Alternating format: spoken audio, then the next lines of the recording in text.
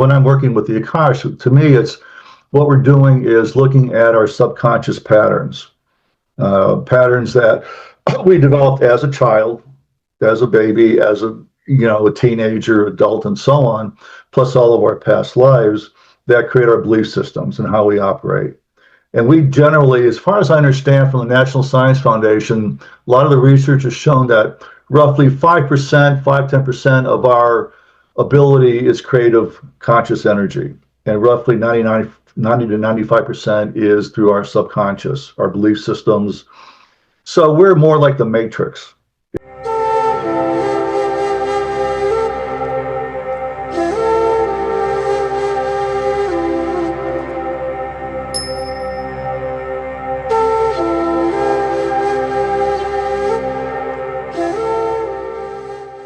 Welcome to the Daily Soul Bytes Show. I am your host, Bolaabimbola, as always, frequency alchemist, intuitive life coach, and energy practitioner. Daily Soul Bytes Show is where we have guest authors, coaches, and entrepreneurs in the fields of spirituality, psychology, and leadership, sharing their insights for the expansion of collective consciousness. And today we have a special guest all the way from Washington, Bill Sanda. Welcome to the show, Bill. Oh, thank you. Welcome. I so appreciate being here today, and thank you for having me on your show. And thank you to all the attendees for being here. Indeed. It is a beautiful co-creation. And I'll read a bit about your bio before we start, Bill. From engineer to energy worker, Bill's path has been one of awakening, bridging mind and soul, science and spirit. The childhood revelation that the divine lives within him set him on a lifelong journey of remembrance. Through the Akashic Records, light language, and vibrational healing, he collaborates with others in releasing what no longer serves them, awakening their inner light and realigning with the luminous truth of who they truly are. That is wonderful. I really love that background of science and engineering, and then coming into spirituality. And I always think that, nothing is in life is wasted. We have stepping stones, and it would be interesting to just hear how that, stepping stone happened for you. A bit about your background, a little bit more about how that science integrated and how it serves you in some way at this time. Well, thank you, Bola. My pleasure. It's interesting that I've never really had a distinction of separation between, so you might call it my thinking self and my energy self. It's since I was born, it's just been there. When I was 11 years old, I was coming back from baseball practice, American baseball practice, and which is what I loved at the time. And that's when I had my first experience of something out of the ordinary, if you want to call it that. And what happened was that all of a sudden I heard a voice in the back of my head say, God does not live outside of you. God lives within you. You are God. Whoa. I had no spiritual background, no religious background, never read the Bible, never went to Sunday school, none of that whatsoever. And yet this voice was speaking to me and said, God does not live outside of you. God lives within you. You are God. Went on to say it's not a male with a long white beard, long white robe, casting hell, damnation, and thunderbolts. So what do I do with this as 11? But I didn't freak out. I said, oh, that's cool. That's interesting.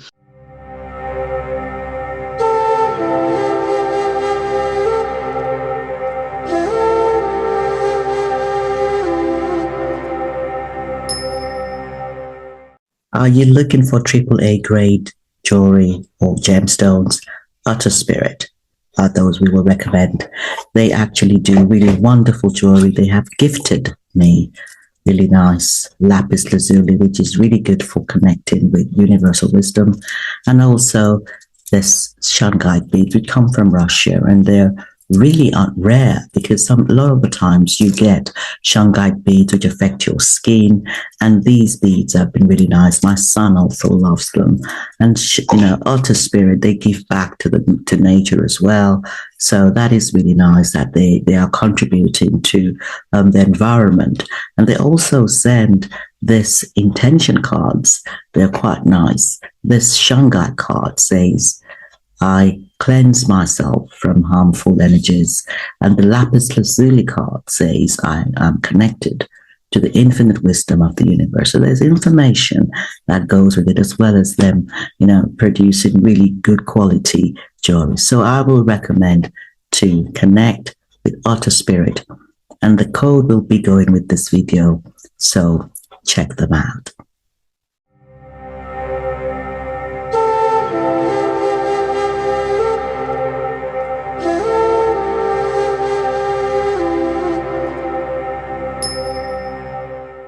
And I went home, told my parents, and who looked at me and said, "Oh, this kid's really weird," And so there's no context to hold that in, So that was my first experience with, you might call it spiritual nature, metaphysical, whatever. And simultaneously, I was always interested in science and so on. I had a sixth grade teacher who really introduced me to the joy of science. And I kept that up through high school and went to college and got a degree in what's called metallurgical engineering. It's a study of metals and steel and material science and so on. How you make steel, how you make aluminum, things like that. So it was a combination of alchemy. I mean, the old alchemists who made, gold out of lead, or tried to anyway. So that kind of breached both sides of my interest of, you might say, alchemy and the metaphysical, and then the science and technology. And I went on to work in the nuclear power industry, helping design nuclear reactor cores for the Navy. It was kind of, but this was a long time ago. So it was that technical side and the metaphysical side were always there, and always in unison. They never interfered with each other. To me, there was never a problem with that.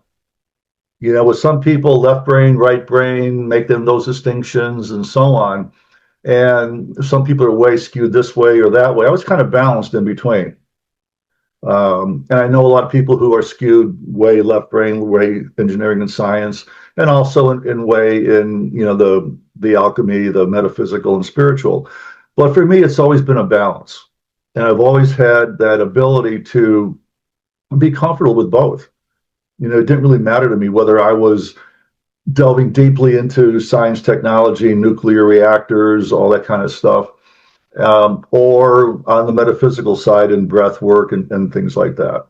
To me, it's just part of being human. So that's kind of like how I got into that. And it's always been interesting to me that I was born into that. It wasn't something that I thought about. It was just a natural way of being for me. I've carried that throughout my entire life. So on the one hand, after the work with the nuclear reactors, I went into the American Peace Corps in Botswana, Africa, Southern Africa, because I realized that while science was great and interesting, but it wasn't really who I was. And so I got more involved in social issues. And when I came back from the Peace Corps, I got involved with the United States Congress and worked in the Congress for quite a few years as a staff member of a committee in the Senate, and some other technical research type capabilities and so on. I also became a lobbyist, had a lobbying company. And so I got really involved with the political side of things and kept up my metaphysical side of things. So as I was, like I said, the balance was always there, the analytical side and the real right brain side, always kind of meshed together with no real problem. I got involved heavily in self-help programs back in the 70s and 80s. You ever heard of Werner Erhard, the S training, which then transformed into landmark education, which is still going on these days. I became heavily involved with that. Ontological design work, the study of being human, with Dr. Fernando Flores, who was from Chile. Breath work, I taught breath work, transformational breath work, and I got involved with men's work a lot in the 90s. Really big at the time, which was an offshoot of the feminist movement in the United States. And so I worked with a lot of different men's groups. I did a lot of, like I said, the breath work and so on with individuals and with groups. Also got involved with what's called flower essences. Flower essences are Actually, they were developed or first discovered by a German botanist named Bach. You might have heard of Bach remedies. Okay, that's pretty popular throughout the world.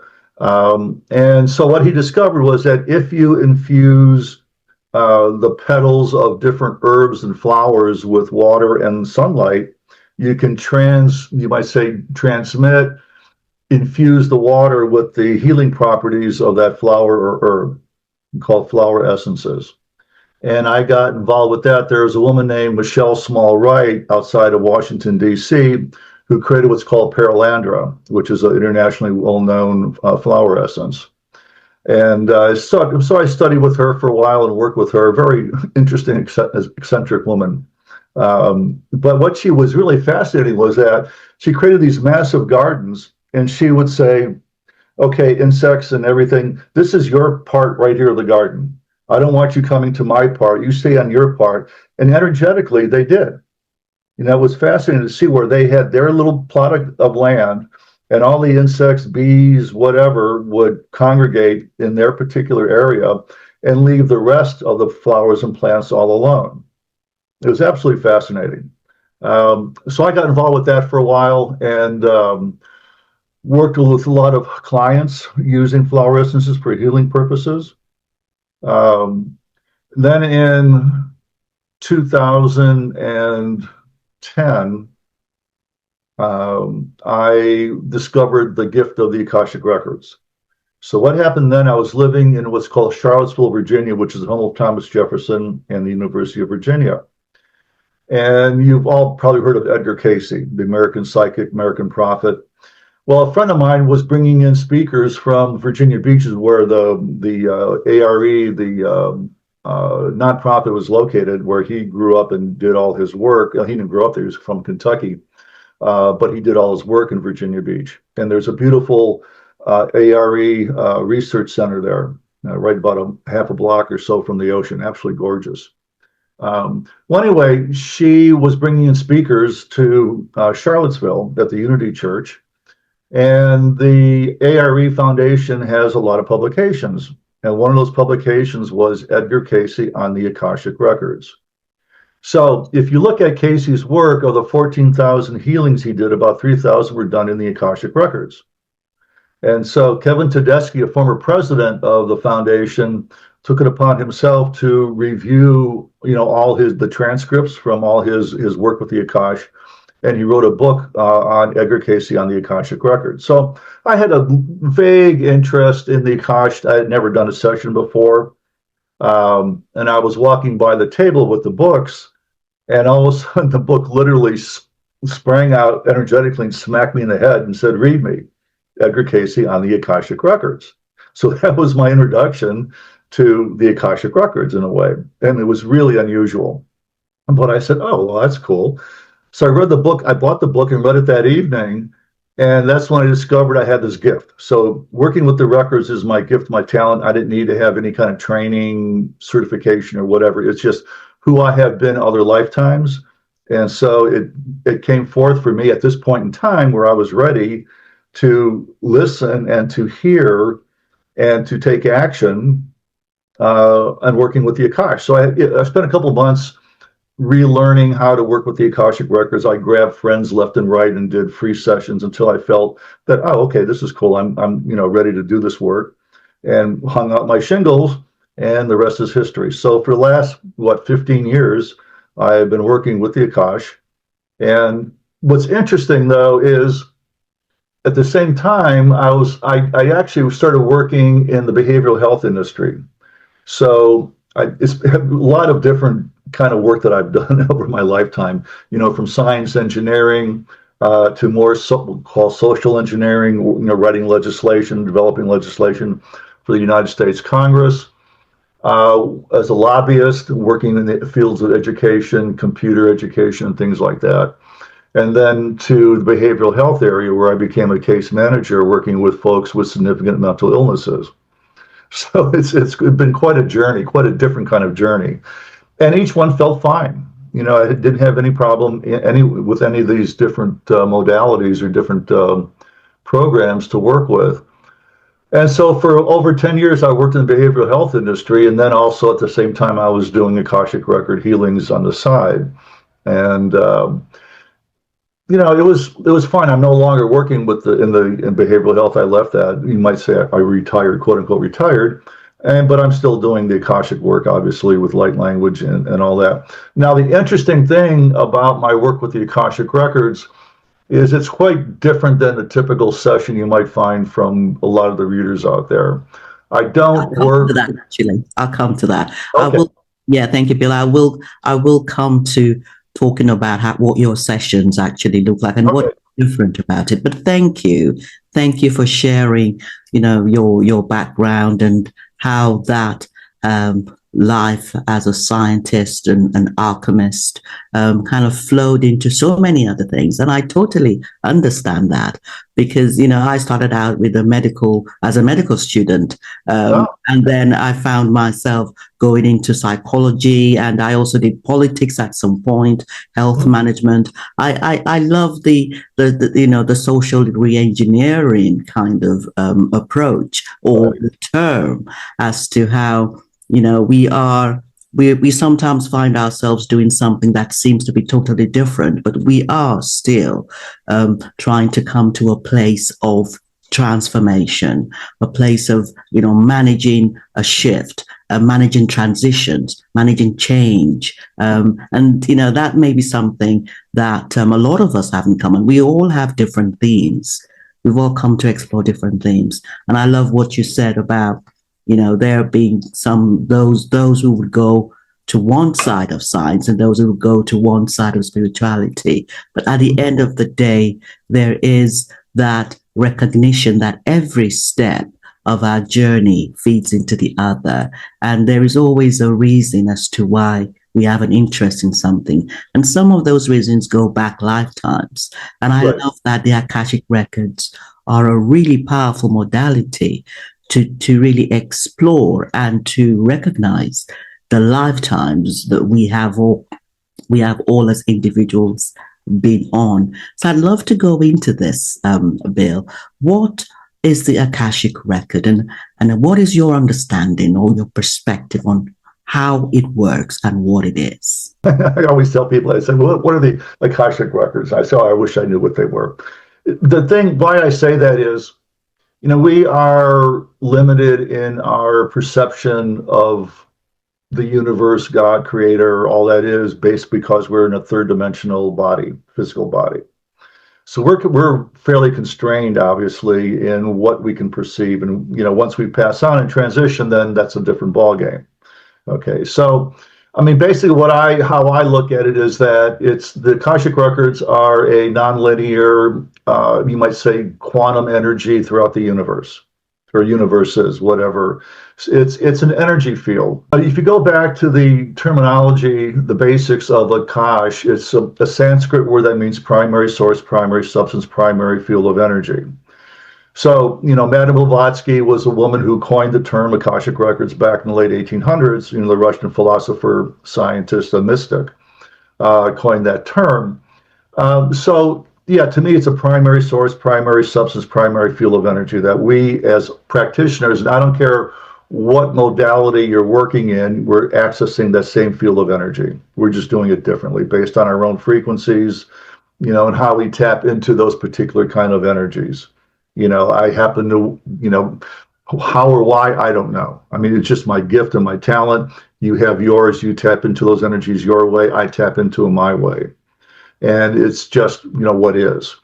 So to me, it's an energy field that we all tap into and there is no separation between, myself, my physicality, my third dimensional being, and that energy. We're in the soup. It's just like fish in water. We're in that kind of a soup of the quantum energy, if you want to call it quantum energy, whatever you want to call it, the ethers, a lot of different terms for that energy, dark matter, dark energy, and so on.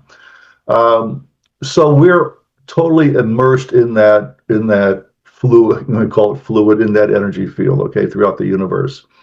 And we just happen to have that ability to tap into those particular energies, and how we do it is individualistic.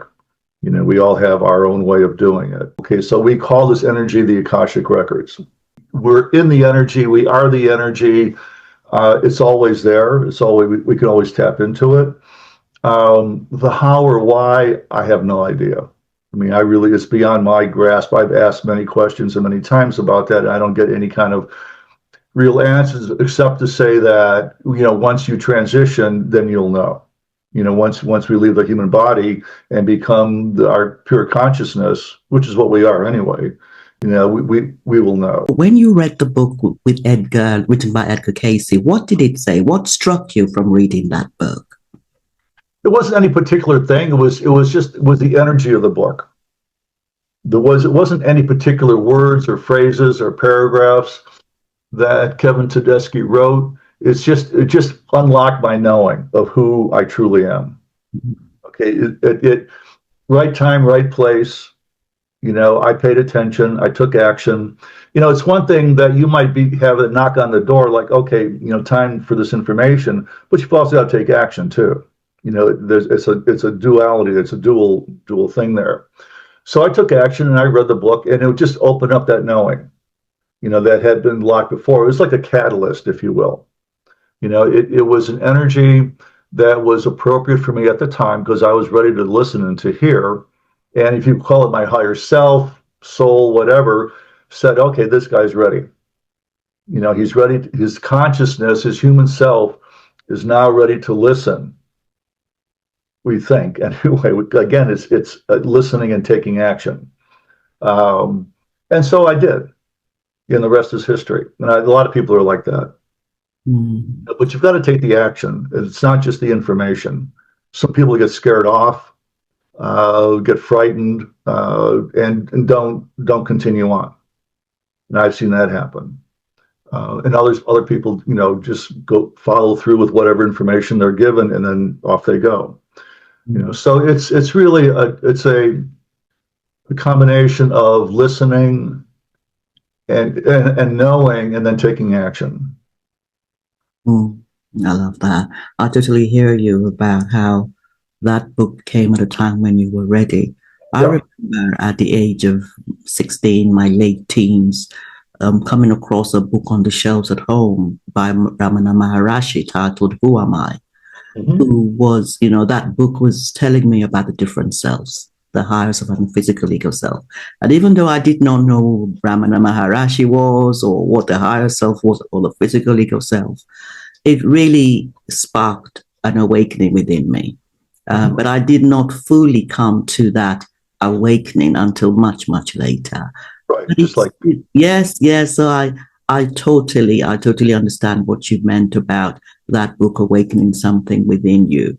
So thank you for that explanation of what the Akashic Records mean to you. What about the light language that you do? How would you describe that? Yeah, that's interesting.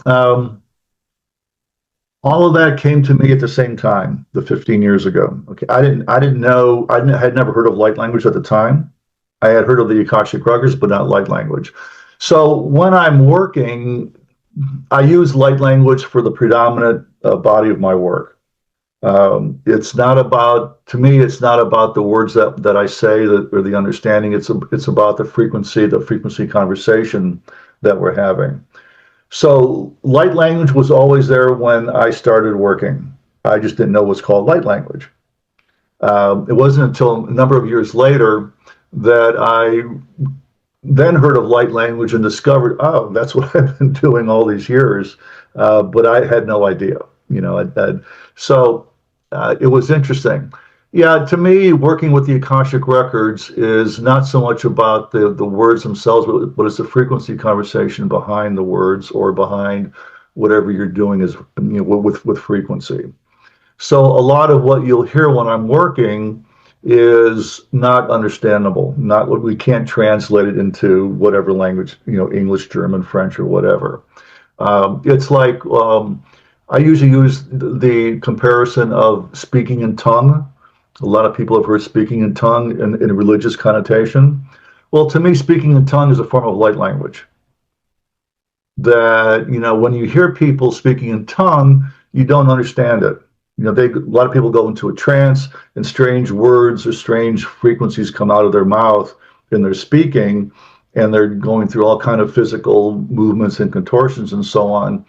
But to me, it's light language. It's just a form of light language. I mean, when you look at light language, there is no one form for it. It could be spoken as a vocal, it could be written, it could be symbolic, and so on. So there's no one way of working with light language. For me, I've always worked as a vocal verbal expression. So when I'm working with the Akashic Records, a lot of what I do will come out as light language. And so again, it's a frequency conversation that impacts your DNA. And there's a lot of evidence of that in research nowadays.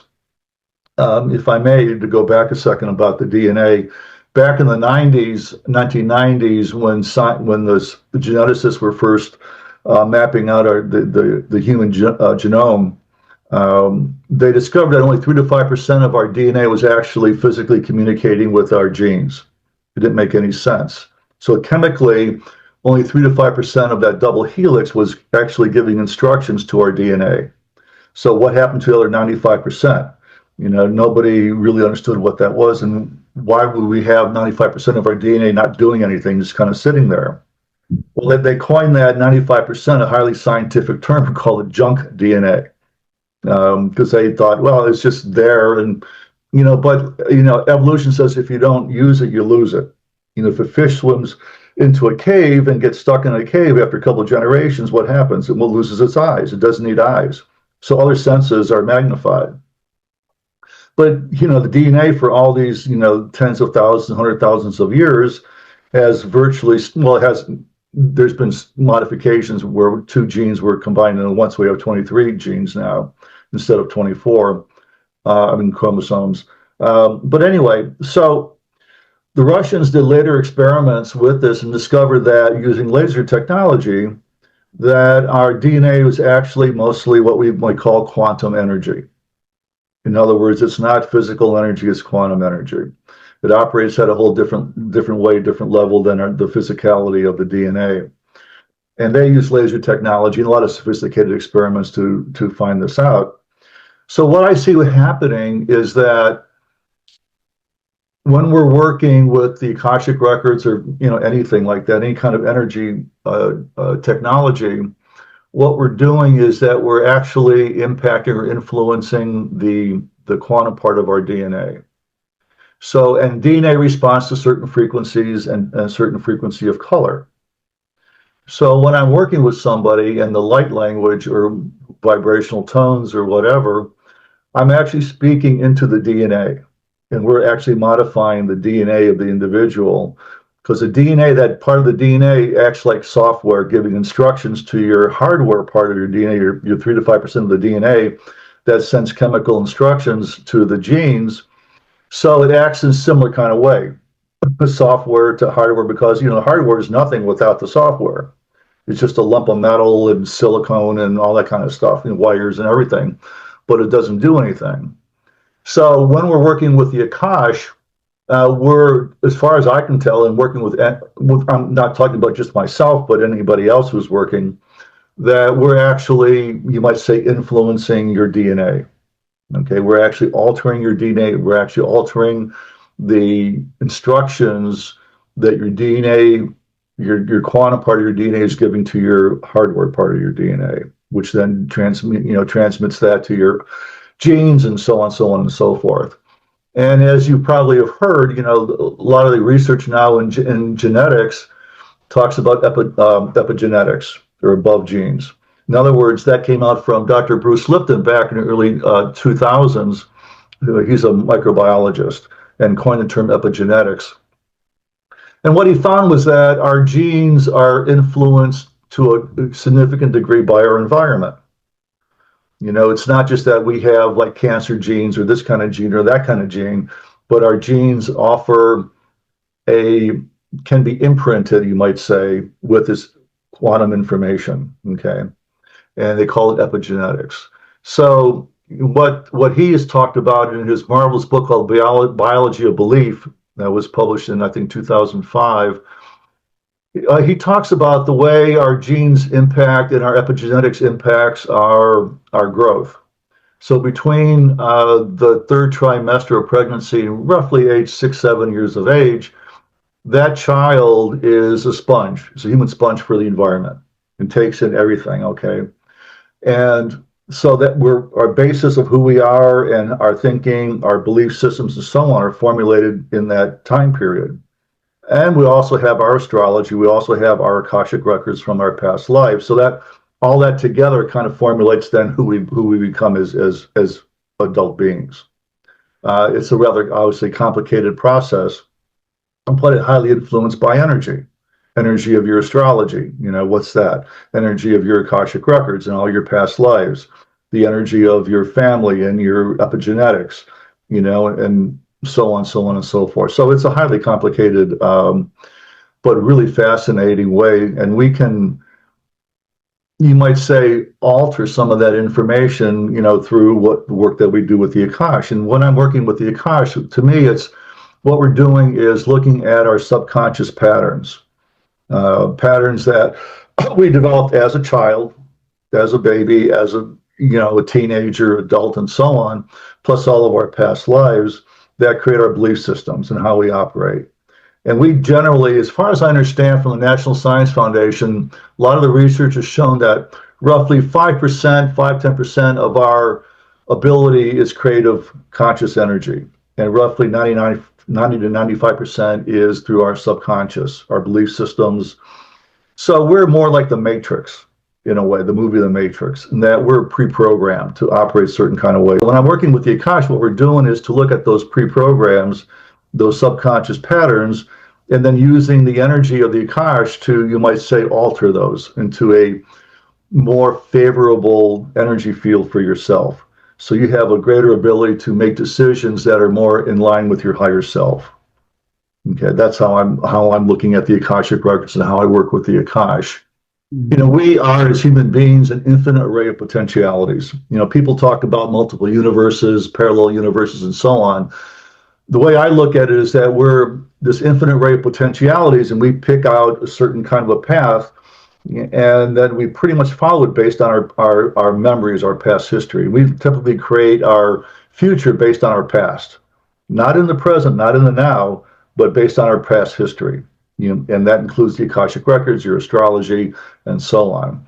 So we're kind of pre-programmed, and so the point to me is that the work you do, I do, and all these other folks, is that to break that pattern, to allow us to become more conscious of who we truly are, the fact that we're love, joy, compassion, passion, appreciation, kindness, grace, gratitude, and generosity, as opposed to pre-programmed belief systems.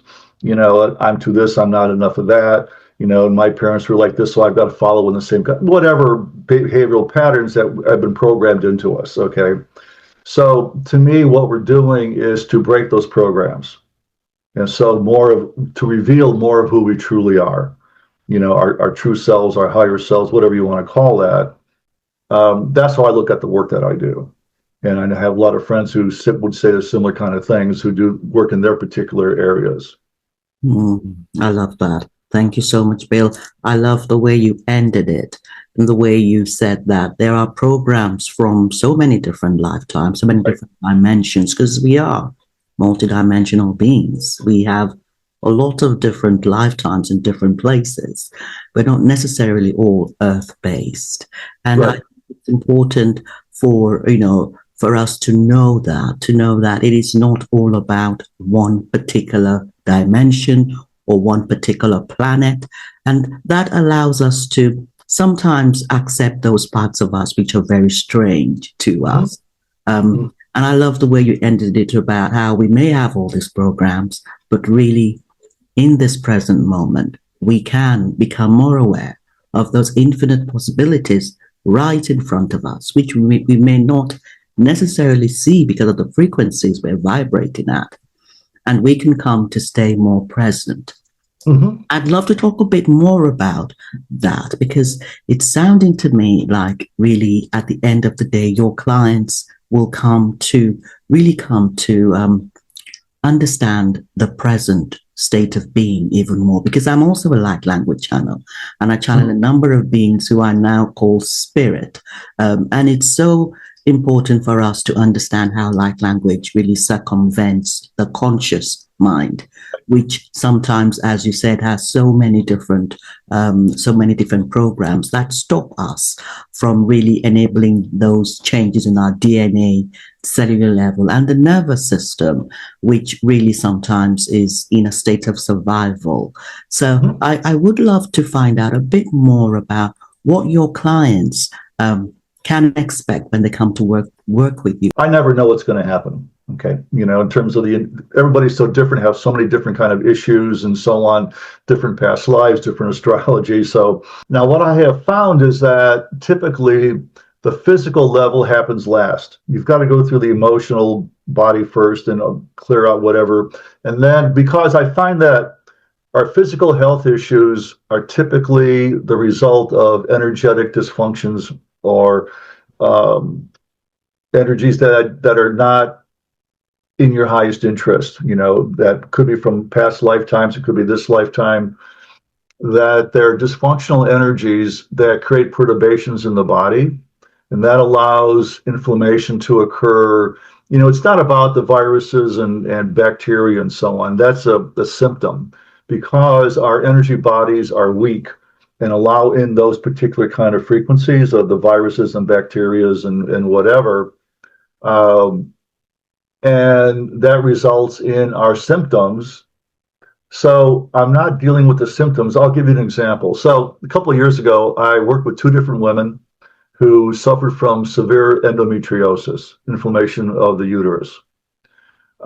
They both came to me through, I do groups as well as private sessions for individuals. I do a lot of groups all over the mid-Atlantic area of the United States, up to about 8 people. And so I met both of these women in different groups, and they decided that they wanted to do some private sessions with me, which was great. And both suffered from endometriosis. And one I know had been for well over a year. They both had gone to all the typical medical practices, alternative medical practices. Nothing was working, and they were really suffering. And what happened was that I remember one in particular. We did a couple private sessions after the group, and we got down to a place where the woman had some past life. Like I said, I don't deal with any particular past life. It doesn't really interest me. It's just I look at the culmination of who the individual is and the culmination of all their past lives, their astrology and so on, and the impact of that on the individual. So we were working, and she became really, really angry, like furious. And what happened was that she got in touch with a time when she was really angry at God, whatever God was in that time period. Furious, absolutely blamed her. I suspect there probably were deaths in the family. It could be from malnutrition or weather conditions or war. I mean, we're always at war, ever since humans came on this planet. So what happened was that she got in touch with this anger. And then when I work with her, what we're doing is to energetically clear those patterns from the body so they no longer exist. I'm sure you do the same with all the other healers and so on. So we did a lot of work using the Akash to clear that anger from her system that she was not even aware of. Unconsciously aware of, no conscious of that energy. And I got a call a week or two later from her saying that, guess what? There is no evidence of endometriosis. It disappeared. After a year or two of intense medical interventions and so on, and nothing working, all of a sudden it disappeared. Now, can I prove that it was working with the Akash? No, I can't prove it. But the fact that it happened a week or two after our work, there's a connection there. Same thing happened with this other woman. In her case, the endometriosis also disappeared once we got deeply into the underlying energetic issue that manifested in the symptoms of her today. So it's a manifestation of the energies, in this lifetime could be lifetime, 10,000 years ago, who knows, or 1,000 years ago, or, whatever, it doesn't matter. The point of fact is that it's energy that is still impacting you and creating energetic perturbations in the body, which then allows the bacteria and the viruses and so on to come in and do their havoc with the system. It's not a happenstance that bacteria and viruses are there. They have to have some kind of energetic perturbation to come into your system, from what I can see. So that to me is like a physical healing that can happen. And again, we had to get down into the core energy issue of what was going on with these women. Another example, currently I've been working with a young boy who's in his early teens who suffers from really severe OCD, obsession compulsive disorder, phobias up the yin yang,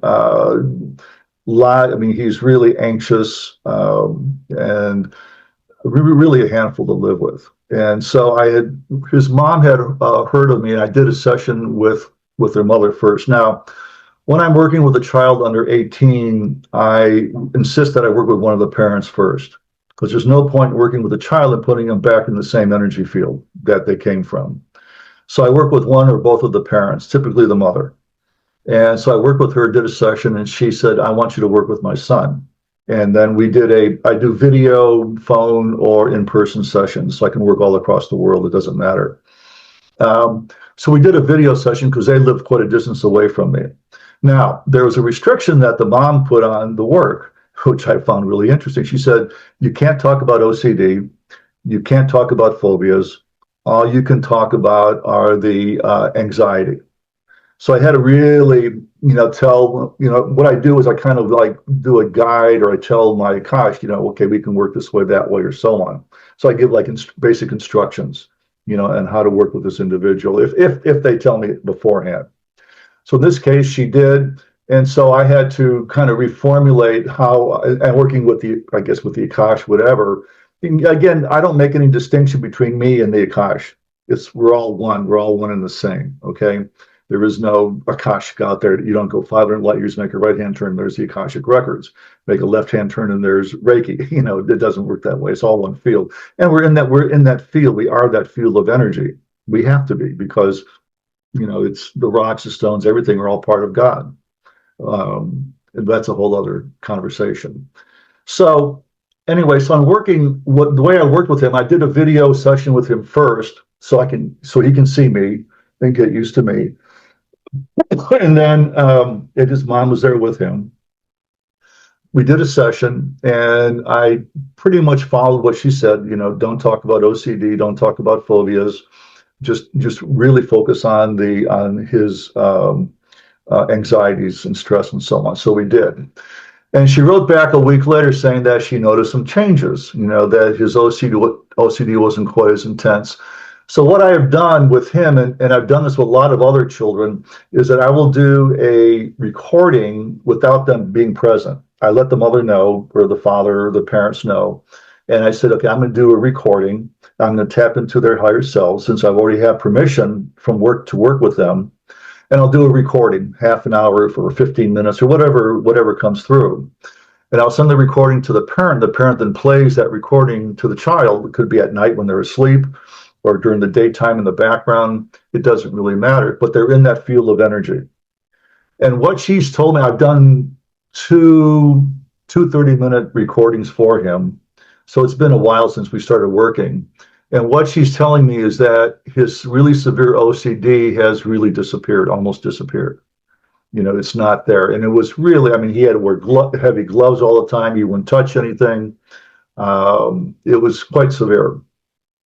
So it's really pleasing to hear that once we got into these core issues of whatever they were with him, the manifestation of the OCD was dissipating.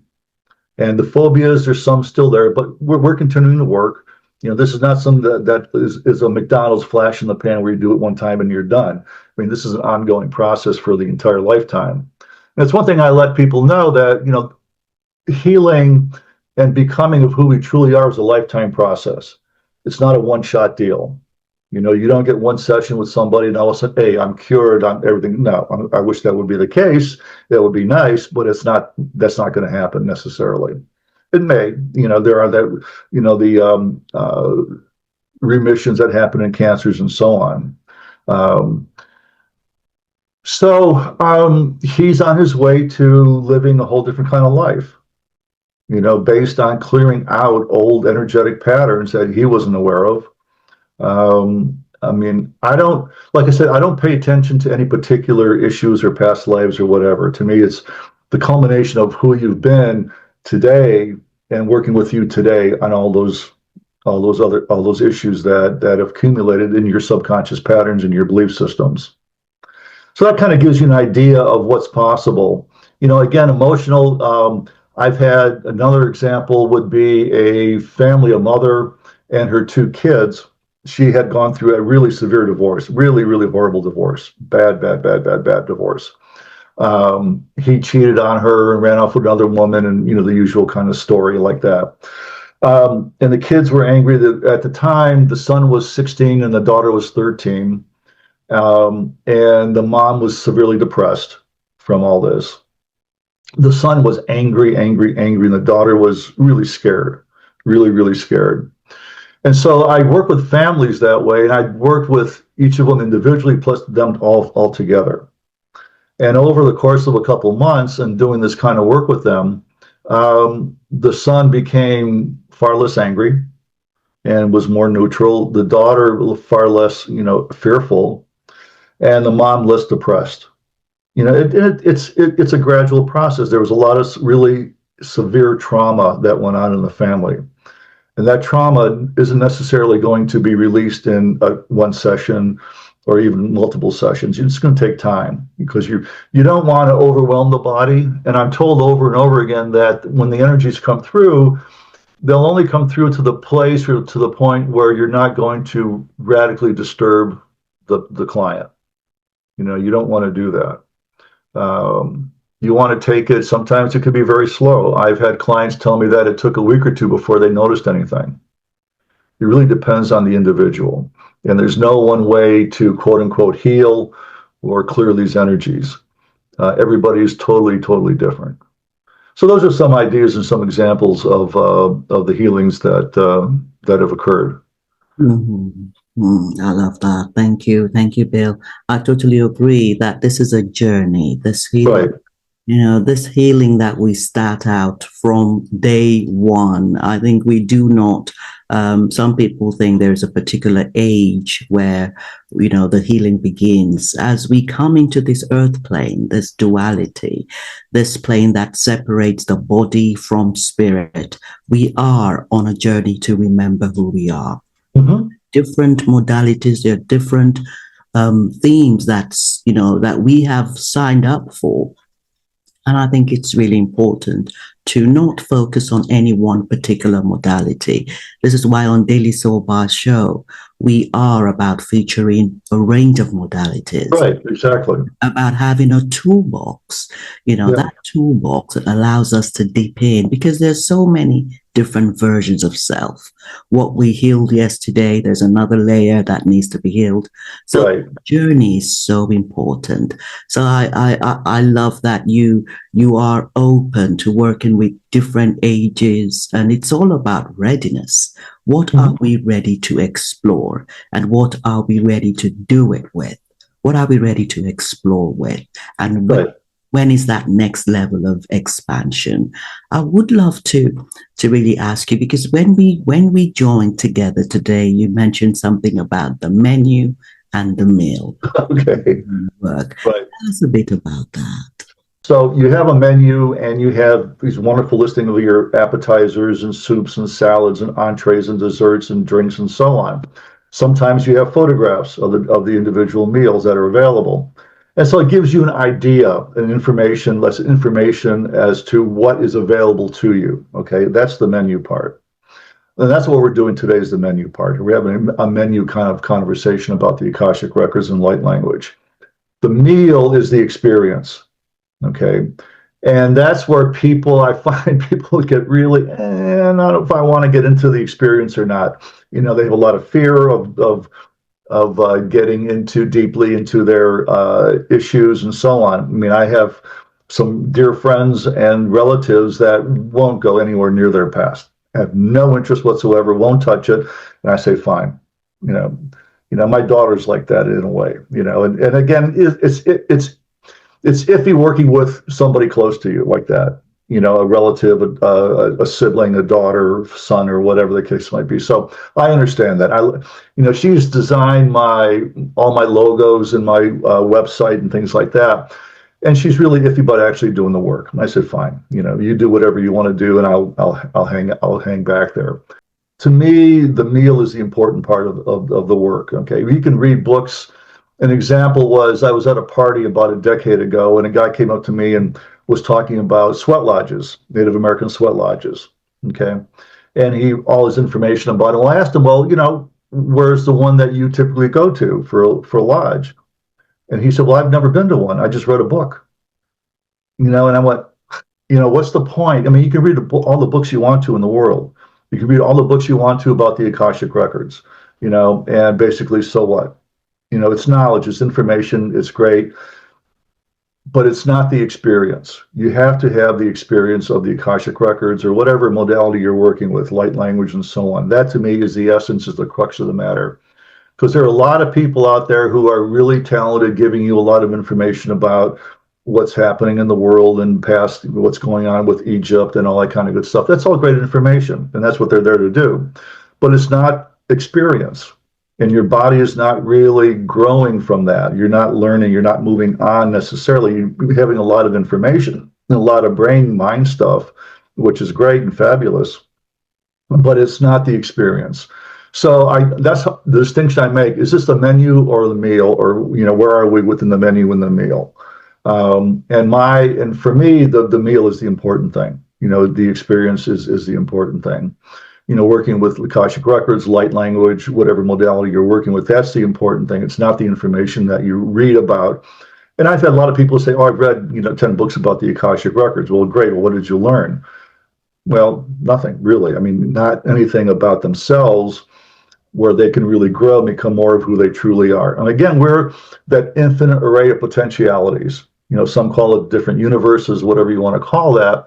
And we make those choices, but they're usually typically very narrow choices based on our belief systems, our subconscious patterns, our childhood, and so on and so forth. So what we're doing, you, I, and others are doing, are to help people expand their awareness so they can make other choices that before were not open to them because of their belief system. So that's where the meal to me is really important, because you're opening up that opportunity to become aware of more of who you truly are. You're allowing an awareness with compassion, to open up to become more of who you truly are. So that's why I use that distinction, meal versus the menu. Thank you. I totally agree with you, Bill. That experience that we come to have, because I truly believe that the Akashic Records there's a mystery to them, the way they actually work with each of us as individuals. I have some of my clients who will say something to them about there's a particular ascended master or a particular being that is working with them that is based in Hawaii, for instance. And, and they will say, oh, I've always wanted to go there. It always comes, right. Right.